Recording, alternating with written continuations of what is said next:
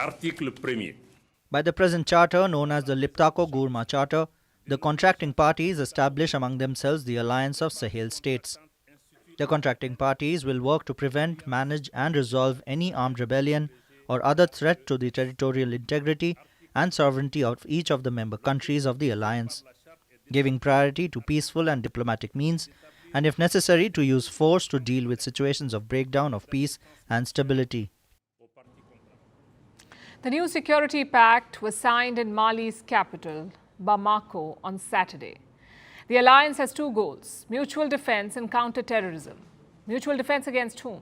Foreign intervention, whether by African powers or by other forces like France. In fact, France is a rallying point for all the coup countries. They were all French colonies, and they all have a strong anti-French sentiment. The juntas have been engaging in anti-France rhetoric since they took charge. Before 2021, France had a military presence in all these three countries. Now it has troops only in Niger, in a military base outside the capital, Niamey, and they too have been asked to leave, the French troops. Almost every day, hundreds gather outside this French base. So far, these gatherings have been largely peaceful. The people keep asking the French troops to go home. But Paris refuses to budge.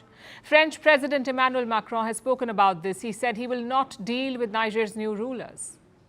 And if things escalate, France would have a good excuse to intervene. So the new Sahel Alliance gives Niger some security assurances. It gives France and ECO.W.A.S something else to think about. But this grouping is not just about Niger. Its second objective is counter-terrorism. And this should help all the member countries, Mali, Burkina Faso and Niger. They face terror threats in their triple border area. The insurgency started in Mali in 2012. It began with a rebellion in the country's north. There was instability. Terrorists exploited it, and they thrived. Local offshoots of the Al-Qaeda and Islamic State set up base here. By 2015, their reach spread to the border regions of Mali, Burkina Faso and Niger. And for years, these countries have been fighting terrorists together. So far, they've done it with Western help. France and the US were involved, also a peacekeeping force of the United Nations. But with the coups, these equations have changed. The new military leaders are pitted against the West. They say Western powers are not doing enough to defeat the terrorists. In fact, it was one of the common justifications for the coups. So Western operations have been curtailed, and the result is this: terrorist activities have increased. And new players have joined the mix. Mercenaries from Russia's Wagner group. They've been fighting on behalf of Mali and Burkina Faso. And despite all of this, terror attacks have been on the rise. If this wasn't bad enough, there's a new rebellion in Mali's north. A deadly attack took place on a Malian riverboat earlier this month. 49 civilians and 15 soldiers were killed. Then rebels said they've captured a key town.